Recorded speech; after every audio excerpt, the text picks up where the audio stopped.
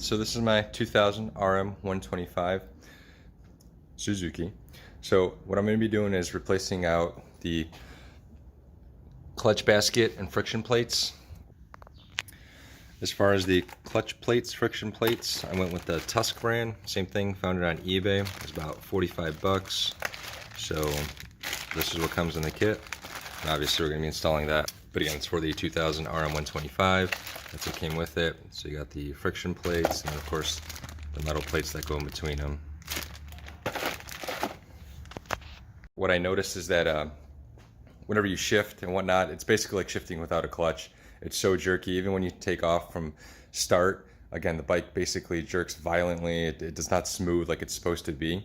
So in doing some research, checking out some forums, looking at some videos, I noticed that, it could possibly be that. Plus it's a 2000 model, it's the year 2020, it's a 20-year-old bike. It's never been done before. So I know that those pressure plates are worn out, but most importantly, that clutch basket's probably so beat up, it definitely needs a replacement. So that's what we're gonna be doing today. I'm gonna show you how to take it apart, put a new one in, and we'll go from there. But first things first, we have to, of course, drain the oil in the Suzuki RM125. So we're gonna be doing that, and that's gonna be with this bolt right there.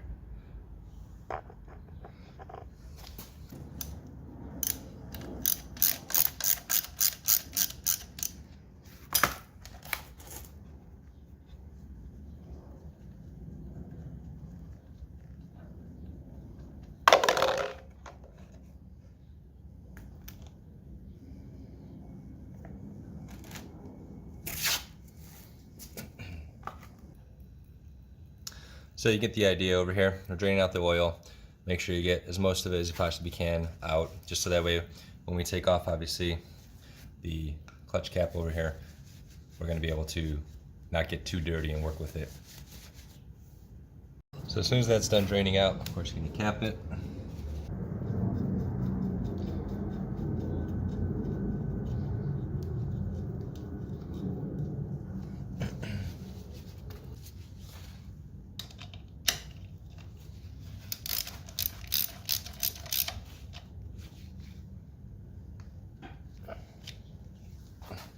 So the next thing we want to do here is, before we take off this clutch cap, we're going to go ahead and take off the brake so we can get into there. That's by taking this bolt out and then swinging over the brake lug. So unscrew that.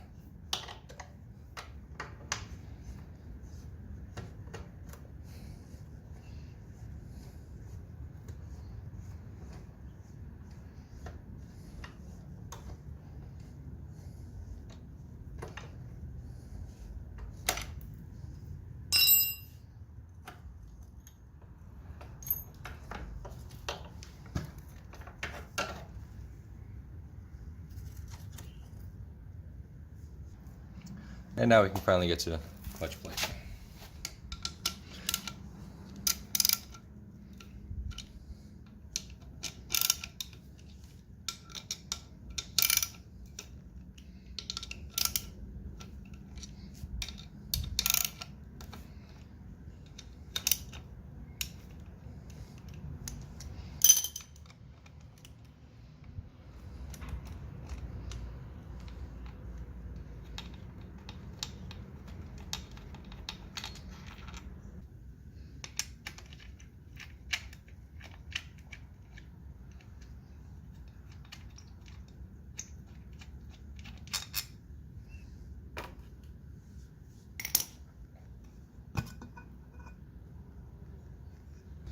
Now before we start loosening up these bolts with the spring loads, you want to put the bike in gear at least so that way it doesn't turn on you.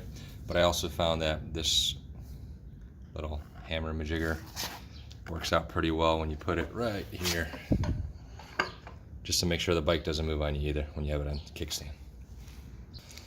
When you begin to unscrew them, you want to do it in a star fashion so that way, again, the springs kind of come off together. You don't want one lopsided.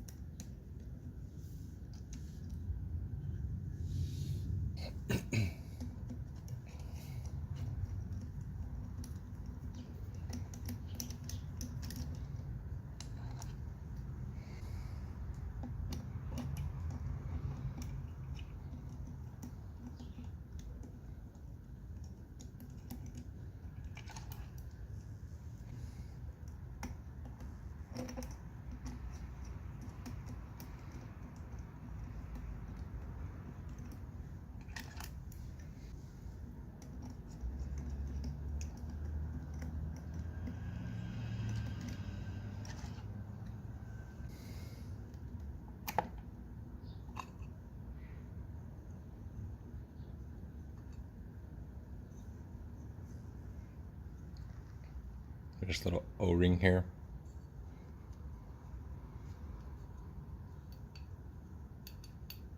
Want to make sure you don't lose that.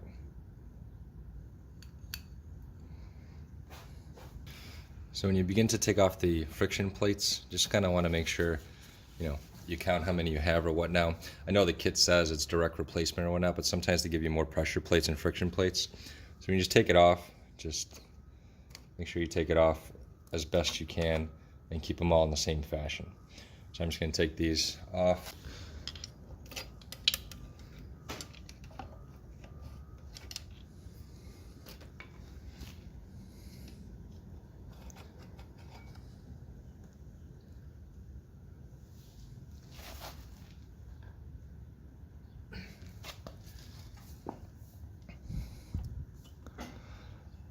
I don't know if you can see this, but this is the reason why we're replacing the clutch basket. So these little grooves right here on the spike, it's not smooth. It's got a lot of indents. That's what causes those friction plates that we just took out right there, basically to stick and not shift properly, not, go in a circular motion. They just basically tack onto each other, and again, they're not allowed to move around properly. When we replace this, obviously it's going to be much smoother. It's going to be just like if it was a new clutch on a brand new bike. So this rod and pin needs to come out next. Just wipe it down. Going to be reinserting that later. There's this nut on here. I believe it's 30 millimeter. So we got to basically pop that off. There's a washer that's bent over, of course, so the nut doesn't loosen, because obviously when it spins and stuff like that, it might be able to do that. But so what I did is I basically just took a flathead screwdriver, pushed it down with my hand, also included some hammer pounding of it just to make sure it goes down, so that way I can get actually the socket above this nut. So once this nut comes off, this will come out and sew this last actual basket itself. So the crazy part about this is that just in putting the 30 millimeter socket, in taking this off, it was so loose. I think that's supposed to be torqued down to like 65 pound-feet of torque. I mean, I barely even used the socket to be able to loosen it.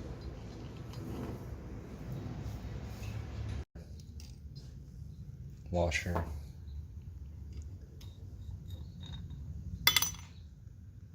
Take this off. Washer that sits on the back.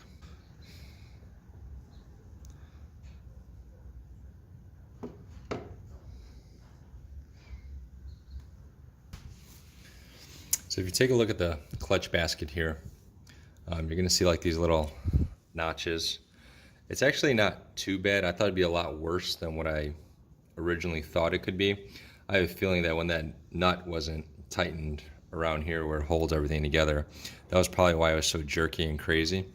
But what I'm going to do is I'm just going to file down some of the sides here, just so that, again, it gets a little bit smoother, and that way it'll engage better when you're shifting gears and just going through the gears itself.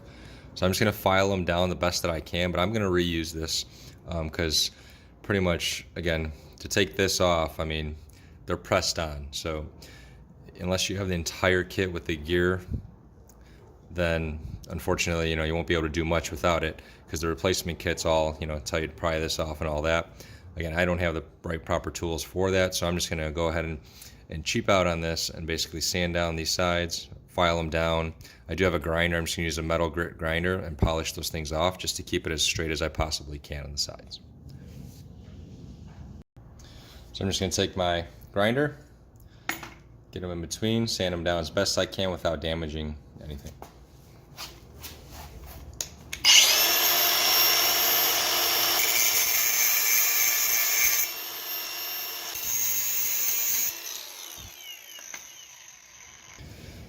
So now that I use my grinder, as you can see, everything is nice and smooth.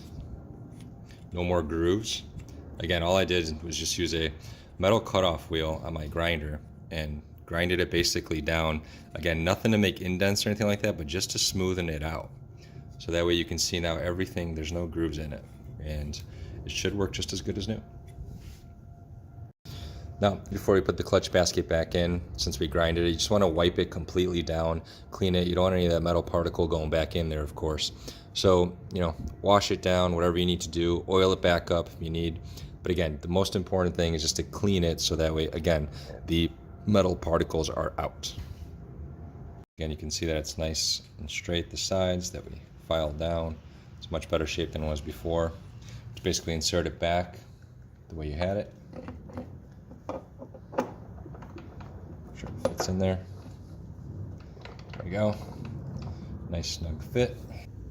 Make sure you put back on the parts the way they're supposed to be coming out.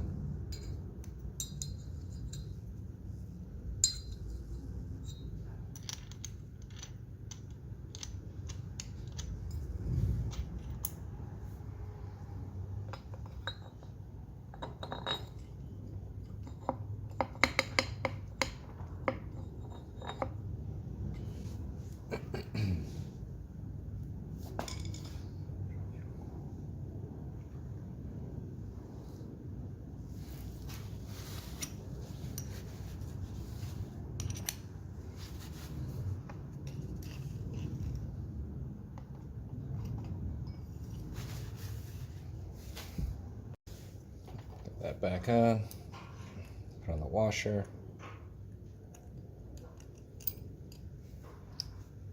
get the nut,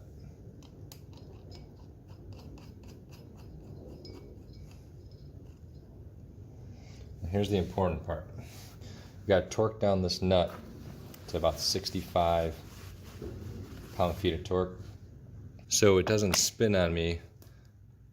The best thing to do is probably to put the brake on real quick, just so I can hold it down, and then I can tighten it up for myself. So let me do that real quick.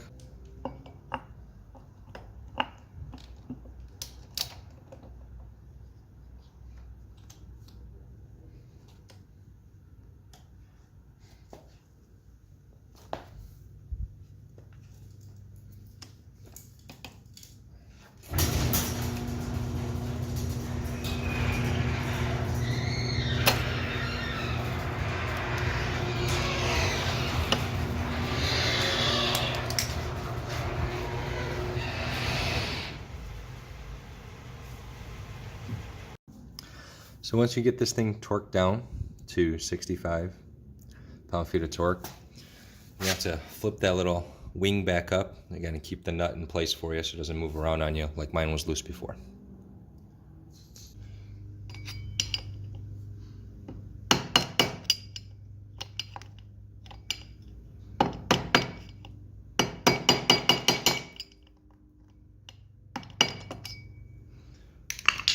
Like that.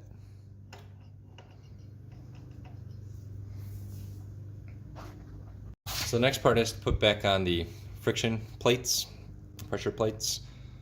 What I did is I just soaked them in basically the 10W40 oil that, again, the originals were all lubricated for. So again, it's basically the friction and the smooth plate all the way throughout, and put it in that order.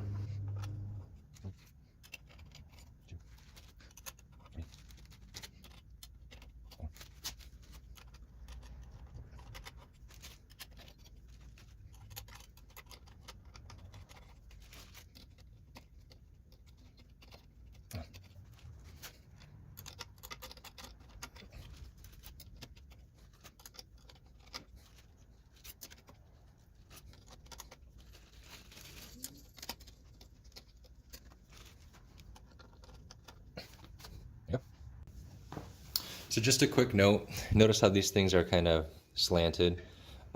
Quick way to figure out which way they go, when I first did it for you guys, it was actually backwards. So I actually just took all that back out and put it in the right way.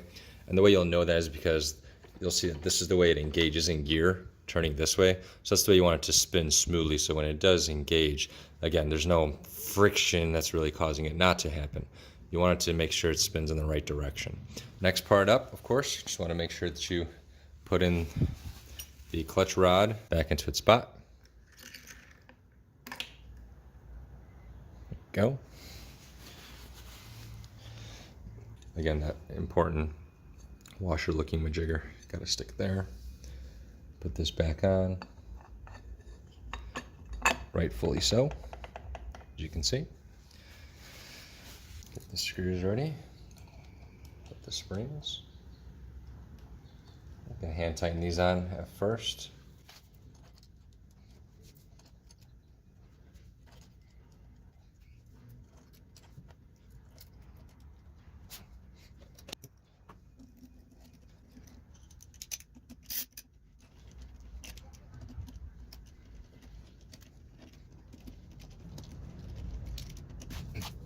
So once again, just make sure you torque these down to anywhere 8 to 10 pound-feet of torque, okay? That's what the manufacturer says to do.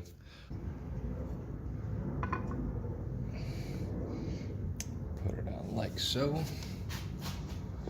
And some screws are longer than the other, so you just want to make sure that you put in the right ones.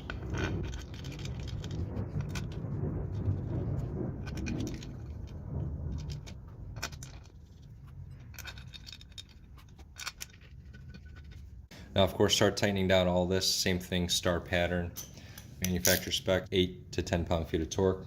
So what I'm first going to do is tighten it down just a little bit in a star pattern. Make sure I have it down.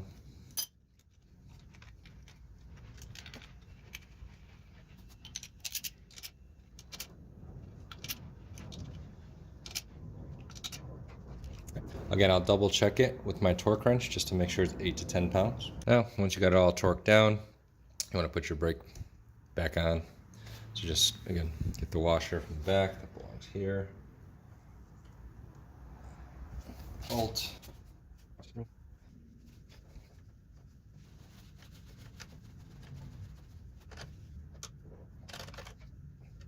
So lastly, just top it off with some oil. What I use is Yamalube 10W40 SAE, again, 750 milliliter, even tells you how much you need to put in.